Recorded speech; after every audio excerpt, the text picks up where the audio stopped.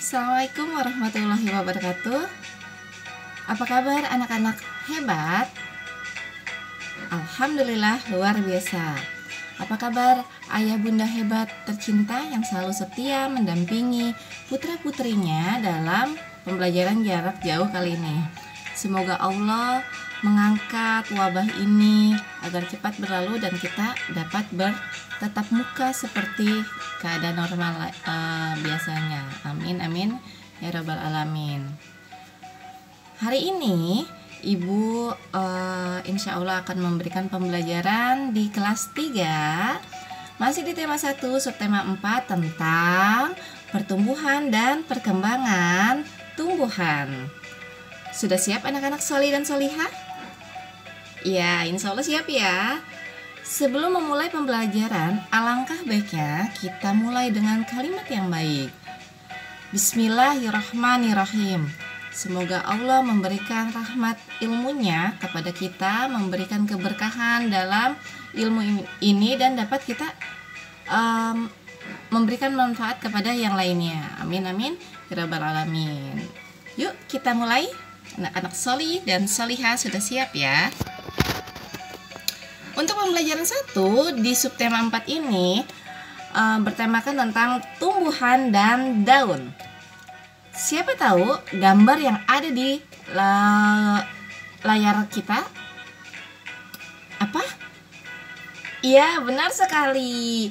Gambar tersebut adalah gambar pohon, dengan kata lain atau tumbuhan.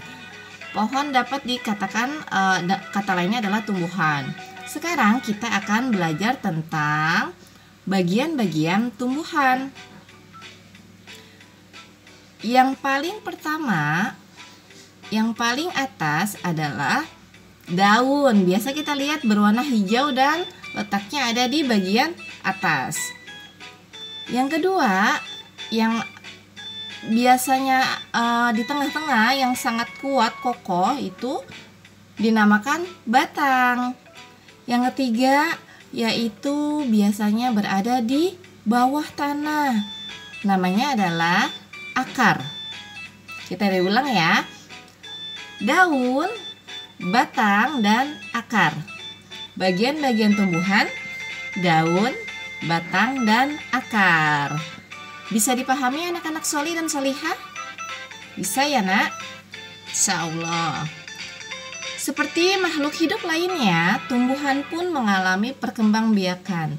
Tujuan dari perkembangbiakan adalah mempertahankan jenisnya dan dengan menambah banyak jenisnya. Begitu juga dengan tumbuhan. Tumbuhan berkembang biak dengan dua cara nak. Yang pertama adalah secara alami, yaitu tanpa proses bantuan dari siapapun.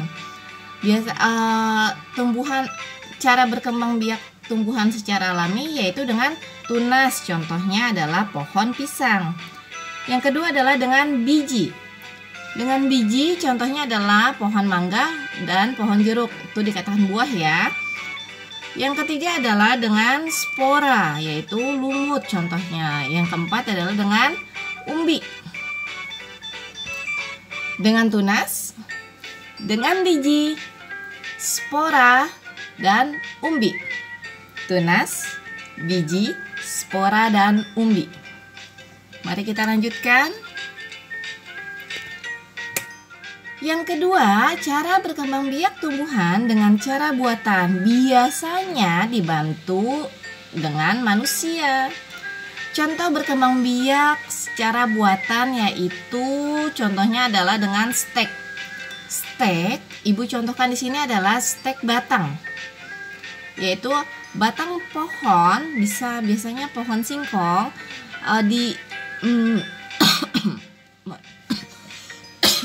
mohon maaf, batangnya dipotong lalu ujungnya ditanam di tanah.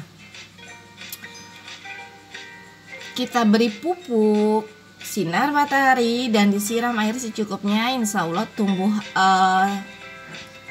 dengan cara stek ini, tumbuhan itu pun akan tumbuh menjadi tumbuhan yang baru. Ya, Ibu ulangi.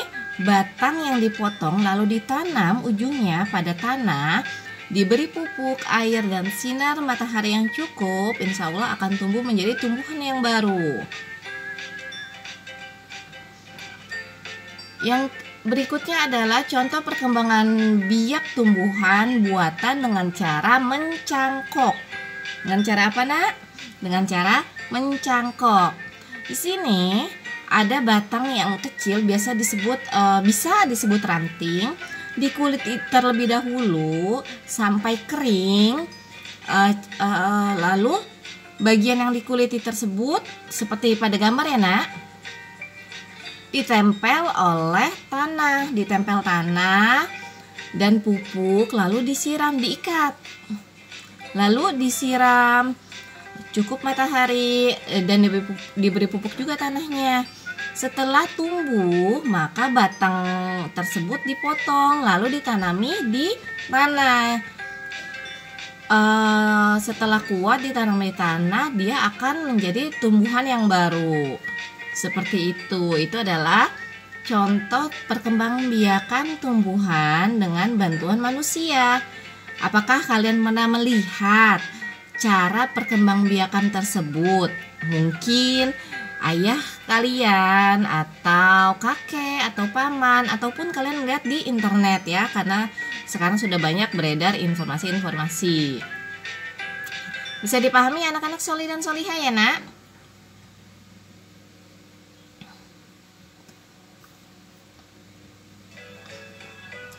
Mari kita lanjutkan. Setelah kita mengenal bagian-bagian pohon, maka kita mengenal bagian pohon tadi apa? Daun, batang, dan akar. Mari kita mengenal bagian daun. Daun terdiri dari 3 bagian, yaitu pelepah, tangkai, dan helaian. Apa? Pelepah, tangkai, dan helaian. Jika daun memiliki 3 bagian ini, maka daun tersebut dikatakan daun lengkap. Jika kurang dari 3 poin ini, maka dikatakan daun tidak lengkap. Ibu ulangi. Helaian daun, tangkai daun, dan pelepah daun adalah 3 bagian dari daun. Jika memiliki 3 bagian ini, maka daun dikatakan daun lengkap. Jika kurang dari 3 ini, maka dikatakan daun tidak lengkap. Bisa dipahami? Ya, bisa ya. Pasti bisa. Lalu di sini ada jenis-jenis daun. Daun dibagi berdasarkan satu bentuknya. Ada bentuk yang melengkung. Yang kedua adalah menjari. Kenapa dikatakan menjari? Karena mirip atau menyerupai dengan jari. Yang ketiga adalah daun sejajar bentuknya. Dan yang keempat adalah menyirip. Ibu ulangi. Melengkung, menjari, sejajar, dan menyirip. Dan berdasarkan jumlah helai, daun tunggal dan daun majemuk. Daun tunggal itu contohnya adalah daun mangga. Daun majemuk contohnya adalah daun putri malu. Karena banyak, maksud dari kata majemuk ini adalah banyak ya. Kalian tahu daun putri malu yang kalau disentuh dia akan menguncup. Iya, buat mainan biasanya ya, Nak. Lalu kita beralih ke fungsi daun. Setiap bagian-bagian tumbuhan, juga termasuk bagian daun, memiliki fungsinya sendiri-sendiri. Begitu juga dengan daun. Daun berfungsi satu sebagai fotosintesis, adalah pembuat makanan. Yang kedua adalah penguapan air. Yang ketiga adalah pengeluaran air berupa tetesan air.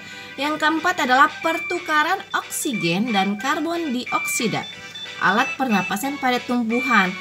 Di poin keempat ini sangat penting, yaitu kenapa kita sangat memerlukan tumbuhan, karena proses pernafasan tumbuhan kebalikan dari proses pernafasan manusia. Jika manusia membutuhkan oksigen untuk bernapas, maka tumbuhan memerlukan karbon dioksida untuk bernapas lalu mengeluarkan oksigen. Maka dari itu, kenapa jika berada di tempat yang banyak pohonnya terasa lebih sejuk? Karena pohon-pohon atau tumbuhan tersebut menghasilkan oksigen yang dibutuhkan oleh manusia. Bisa dipahami anak-anak solih dan solihah? Mari kita lanjutkan. Masih tentang fotosintesis adalah proses pembuatan makanan di daun. Di mana? Di daun. Bahan yang diperlukan dari fotosintesis adalah air, gas karbon dioksida, dan sinar matahari. Apa? Air, gas karbon dioksida, dan sinar matahari. 3 ya. Di sini Ibu menampilkan gambar bagaimana proses dari fotosintesis. Foto itu adalah cahaya yang membuka cahaya matahari. Sintesis itu menghasilkan. Jadi fotosintesis juga menghasilkan makanan untuk pohon tersebut.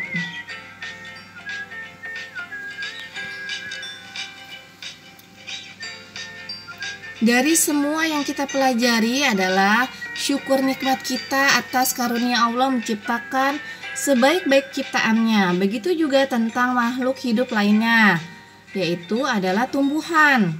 Allah menciptakan sebaik-baik tumbuhan untuk apa? Untuk kepentingan manusia juga.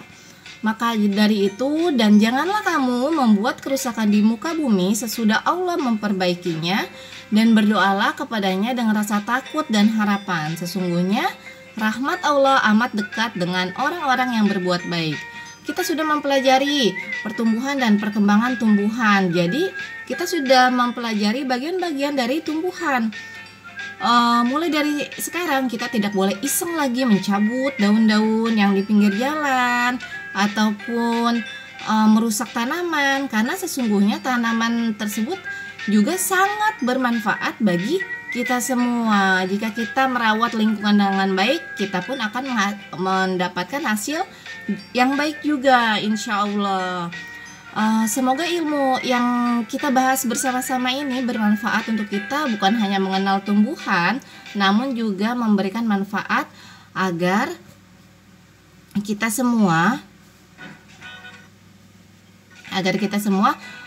peduli akan lingkungan dan terus merawat agar sama-sama mendapatkan hasil yang terbaik ya. Begitu ya anak-anak solih dan solihah. Semoga ilmu yang kita dapatkan hari ini bermanfaat dan dapat kita amalkan dan menjadi kebaikan untuk kita semua. Amin amin ya rabbal alamin. Untuk kita semua, marilah kita tutup dengan membaca hamdalah. Alhamdulillah rabbil alamin. Kurang lebihnya mohon maaf.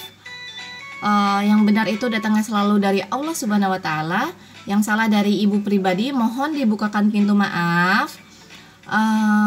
Terima kasih sudah menyaksikan pembelajaran kali ini, dan tetap semangat untuk terus menuntut ilmu walaupun dalam keadaan seperti ini ya.